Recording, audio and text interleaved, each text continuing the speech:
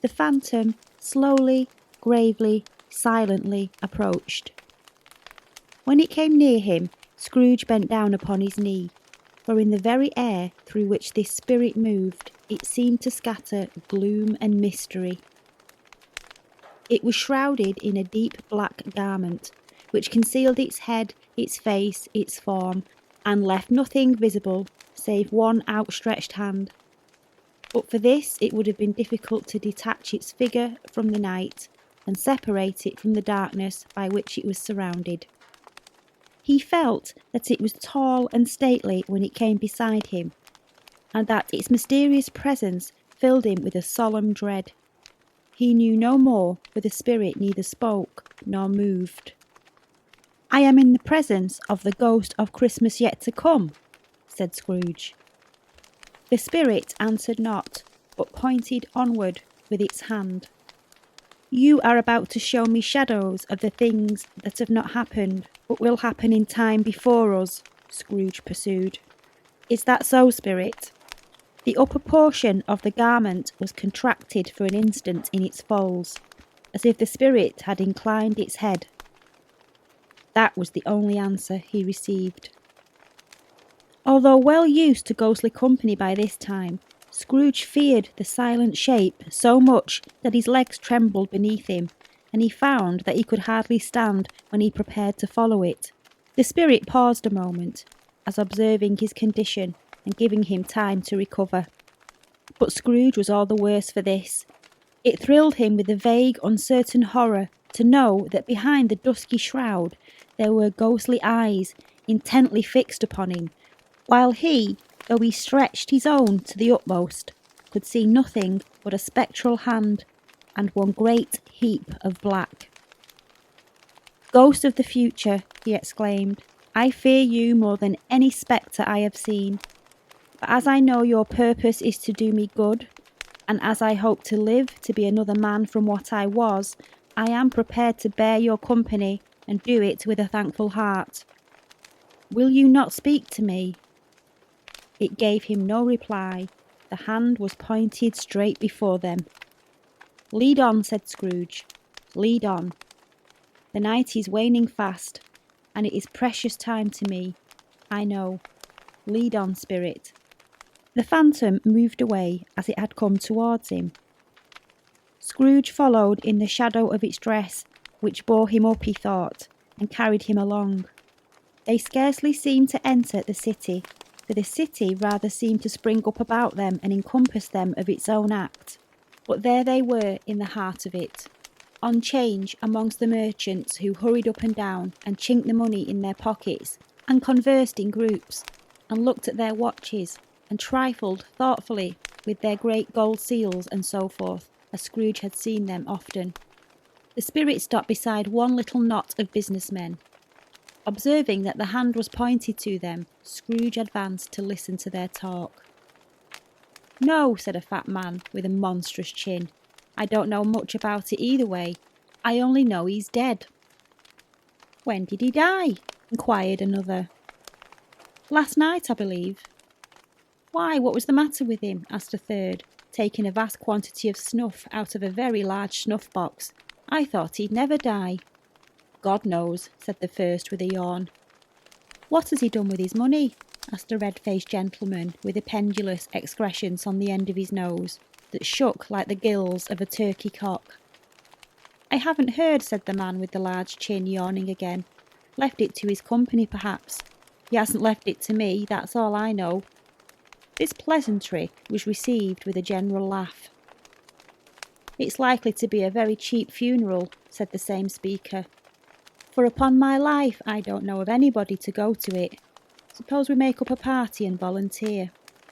"I don't mind going if lunch is provided," observed the gentleman with the excrescence on his nose. "But I must be fed if I make one." There was another laugh. "Well, I am the most disinterested among you after all," said the first speaker, "for I never wear black gloves, and I never eat lunch. But I'll offer to go if anybody else will. When I come to think of it, I'm not all that sure that I wasn't his most particular friend, for we used to stop and speak whenever we met. Bye-bye."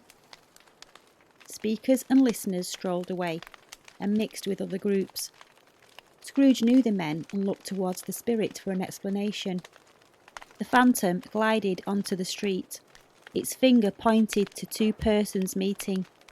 Scrooge listened again, thinking that the explanation might lie here. He knew these men also perfectly. They were men of business, very wealthy and of great importance. He had made a point always of standing well in their esteem, in a business point of view, that is, strictly in a business point of view.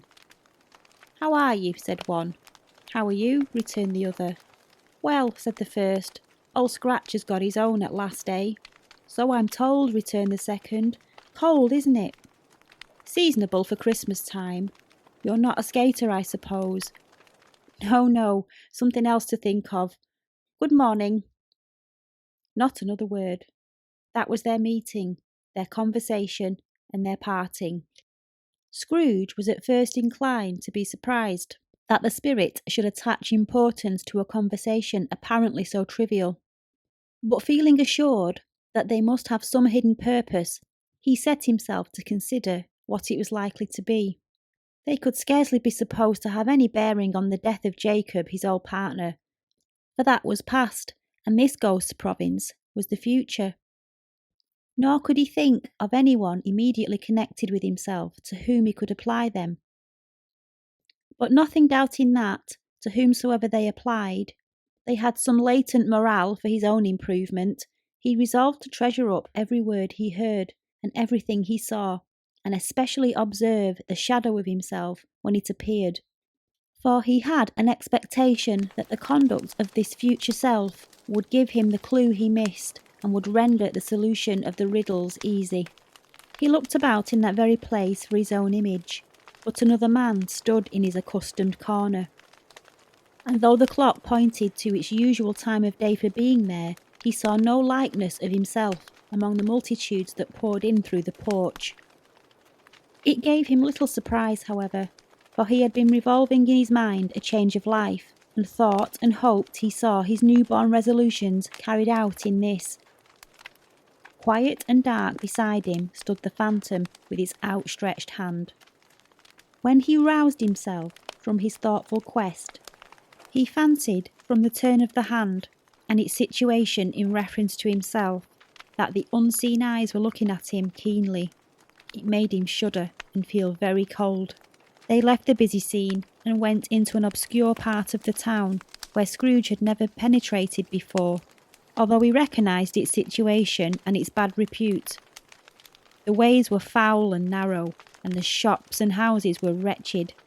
The people half naked, drunken, slipshod, ugly. Alleys and archways like so many cesspools disgorged their offences of smell and dirt, and life upon the struggling streets, and the whole quarter reeked with crime, with filth and misery. Far in this den of infamous resort, there was a low-browed beetling shop below a penthouse roof, where iron, old rags, bottles, bones, and greasy offal were bought. Upon the floor within were piled up heaps of rusty keys, nails, chains, hinges, files, scales, weights, and refuse iron of all kinds. Secrets that few would like to scrutinise were bred and hidden in mountains of unseemly rags, masses of corrupted fat and bones. Sitting in among the wares he dealt in, by a charcoal stove made of old bricks, was a grey-haired rascal nearly 70 years of age, who had screened himself from the cold air without by a frowsy curtaining of mischievous tatters hung upon a line, and smoked his pipe in all the luxury of calm retirement. Scrooge and the phantom came into the presence of this man, just as a woman with a heavy bundle slunk into the shop. But she had scarcely entered when another woman, similarly laden, came in too, and she was closely followed by a man in faded black, who was no less startled by the sight of them than they had been upon the recognition of each other.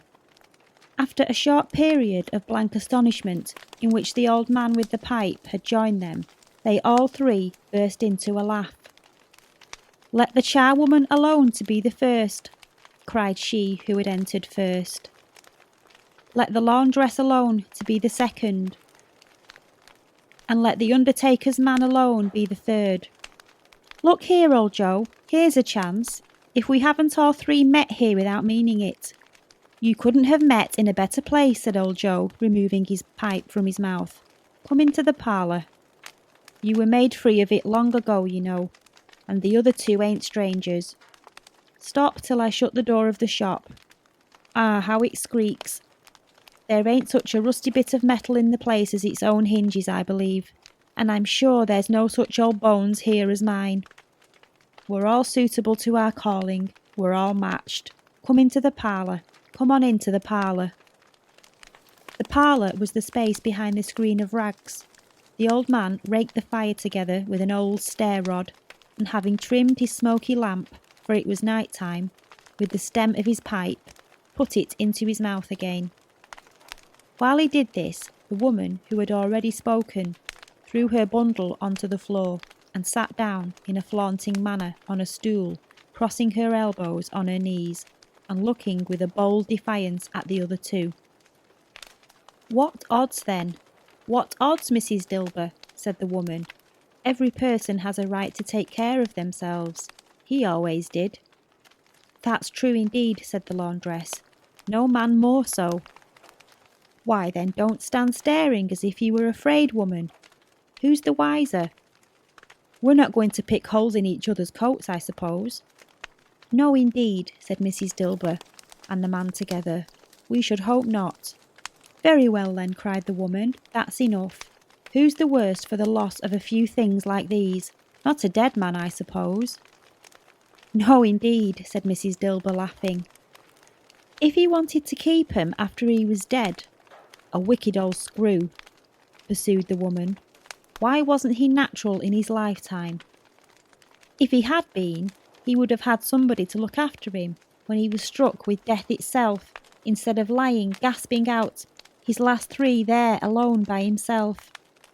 It's the truest word that ever was spoke, said Mrs. Dilber. It's a judgment on him. I wish it was a little heavier judgment, replied the woman. And it should have been, you may depend upon it, if I could have laid my hands on anything else. Open that bundle, old Joe, and let me know the value of it. Speak out plain. I'm not afraid to be the first, nor afraid to see it. We know pretty well that we were helping ourselves before we met here, I believe. It's no sin. Open the bundle, Joe. But the gallantry of her friend would not allow of this, and the man in faded black, mounting the breech first, produced his plunder. It was not extensive. A seal or two, a pencil case, a pair of sleeve buttons, and a brooch of no great value were all.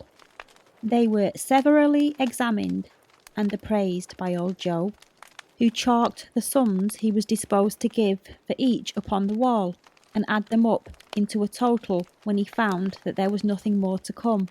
That's your account, said Joe, and I wouldn't give another sixpence if I was to be boiled for not doing it. Who's next? Mrs. Dilber was next. Sheets and towels, a little wearing apparel, 2 old-fashioned silver teaspoons, a pair of sugar tongs, and a few boots. Her account was stated on the wall in the same manner. I always give too much to the ladies.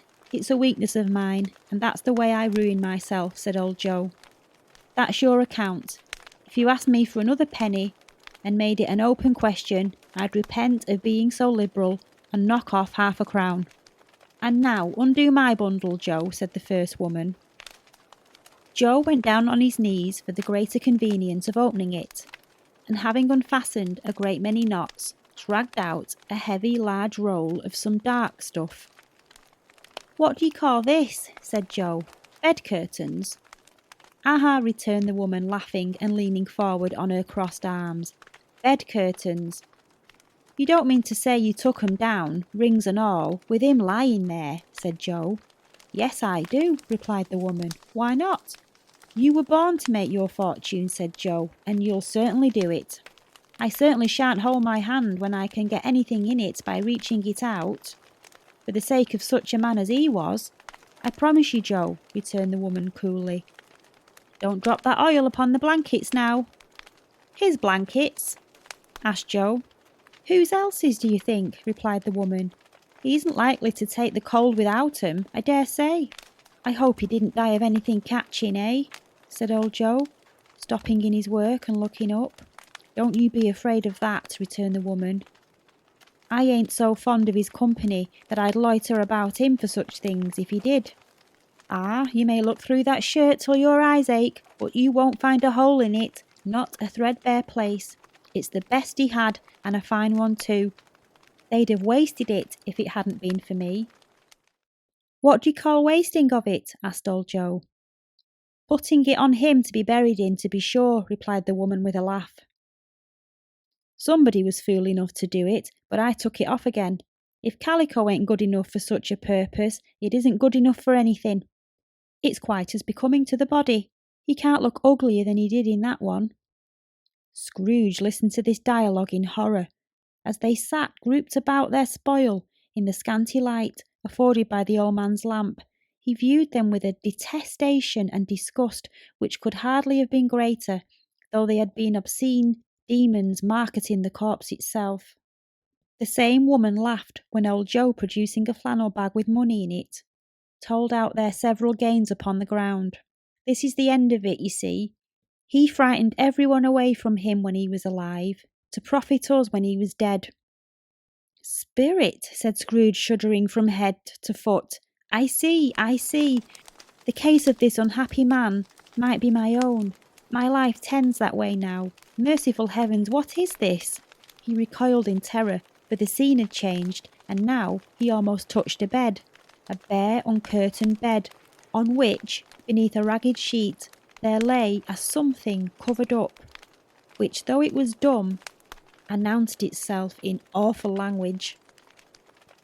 The room was very dark, too dark to be observed with any accuracy, though Scrooge glanced around in obedience to a secret impulse, anxious to know what kind of room it was. A pale light rising in the outer air fell straight upon the bed, and on it, plundered and bereft, unwatched, unwept, uncared for, was the body of this man. Scrooge glanced towards the phantom. Its steady hand was pointed to the head.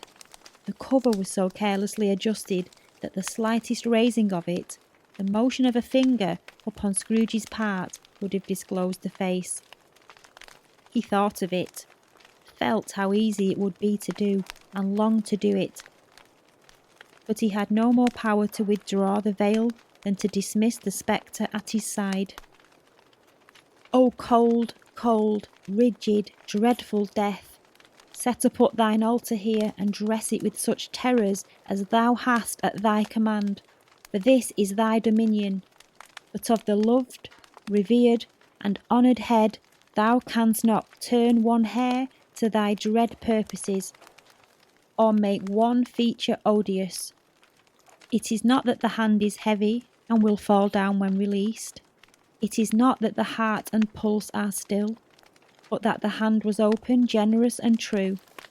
The heart brave, warm, and tender, and the pulse a man's. Strike, shadow, strike, and see his good deeds springing up from the wound to sow the world with life immortal. No voice pronounced these words in Scrooge's ears, and yet he heard them when he looked upon the bed. He thought if this man could be raised up now, what would be his foremost thoughts?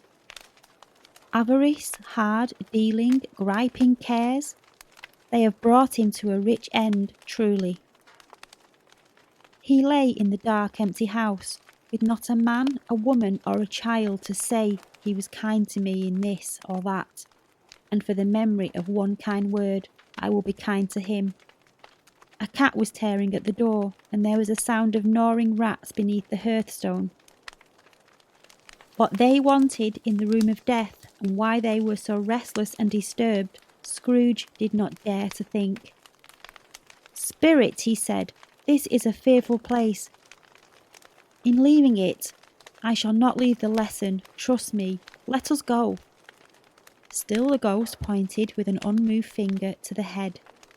I understand you, Scrooge returned, and I would do it if I could, But I have not the power, Spirit. I have not the power. Again it seemed to look upon him. If there is any person in the town who feels emotion caused by this man's death, said Scrooge, quite agonised, show that person to me, Spirit, I beseech you. The phantom spread its dark robe before him for a moment, like a wing, and withdrawing it, revealed a room by daylight, where a mother and her child were.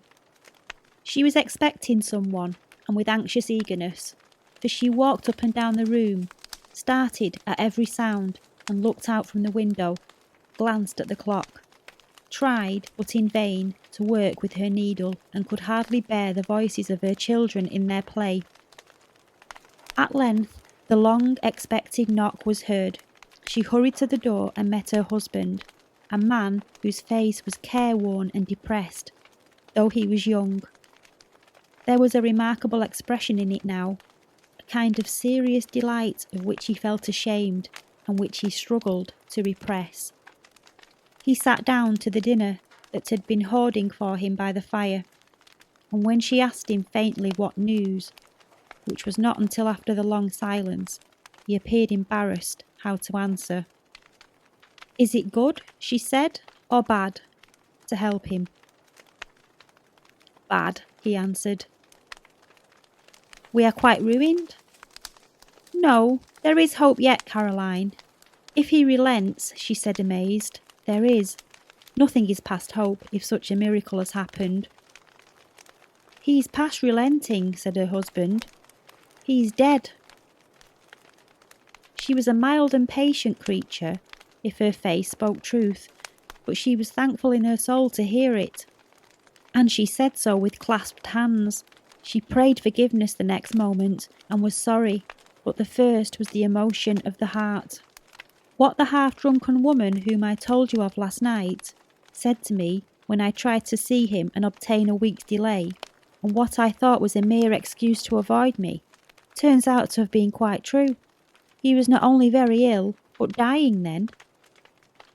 To whom will our debt be transferred? I don't know, but before that time we shall be ready with the money, and even though we were not, it would be a bad fortune indeed to find so merciless a creditor in his successor. We may sleep tonight with light hearts, Caroline.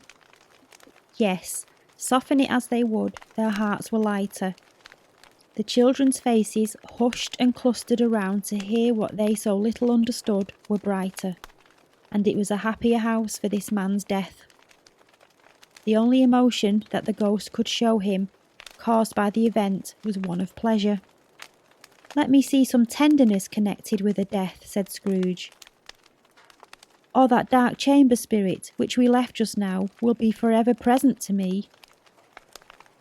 The ghost conducted him through several streets familiar to his feet, and as they went along, Scrooge looked here and there to find himself, but nowhere was he to be seen. They entered poor Bob Cratchit's house, the dwelling he had visited before, and he found the mother and the children seated around the fire. Quiet, very quiet, the noisy little Cratchits were as still as statues in the corner, and sat looking up at Peter, who had a book before him. The mother and her daughters were engaged in sewing, but surely they were very quiet. And he took a child, and set him in the midst of them. When Scrooge had heard these words, he had not dreamed them. The boy must have read them out as he and the spirit crossed the threshold. Why did he not go on? The mother laid her work upon the table and put her hand up to her face. The colour hurts my eyes, she said. The colour. Ah, poor Tiny Tim. They're better now again, said Cratchit's wife. It makes them weak by candlelight, and I wouldn't show weak eyes to your father when he comes home for the world. It must be near his time. Past it, rather, Peter answered, shutting up his book. But I think he has walked a little slower than he used to these last few evenings, mother. They were very quiet again. At last she said, and in a steady, cheerful voice that only faltered once, I have known him walk with Tiny Tim upon his shoulder very fast indeed. And so have I, cried Peter, often. "And so have I," exclaimed another. "So had all." "But he was very light to carry," she resumed, intent upon her work, "and his father loved him so that it was no trouble, no trouble. And there is your father at the door." She hurried out to meet him, and little Bob in his comforter, he had need of it, poor fellow, came in. His tea was ready for him on the hob, and they all tried who should help him to it most. Then the two young Cratchits got upon his knees and laid each child a little cheek against his face, as if they said, "Don't mind it, father, don't be grieved." Bob was very cheerful with them, and spoke pleasantly to all the family. He looked at the work upon the table, and praised the industry and speed of Mrs. Cratchit and the girls. They would be done long before Sunday, he said. "Sunday? You went today then, Robert?" said his wife. "Yes, my dear," returned Bob. "I wish you could have gone. It would have done you good to see how green a place it is, but you'll see it often." I promised him that I would walk there on a Sunday.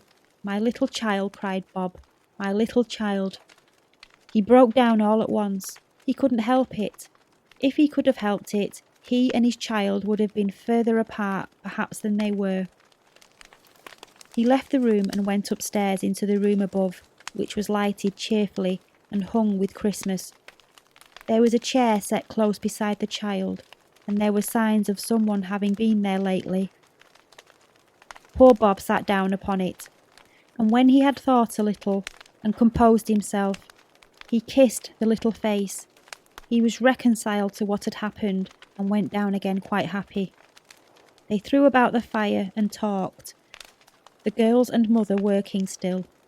Bob told them of the extraordinary kindness of Mr. Scrooge's nephew, whom he had scarcely seen but once, and who, meeting him in the street that day, and seeing that he looked a little, just a little down, you know, said Bob, inquired what had happened to distress him.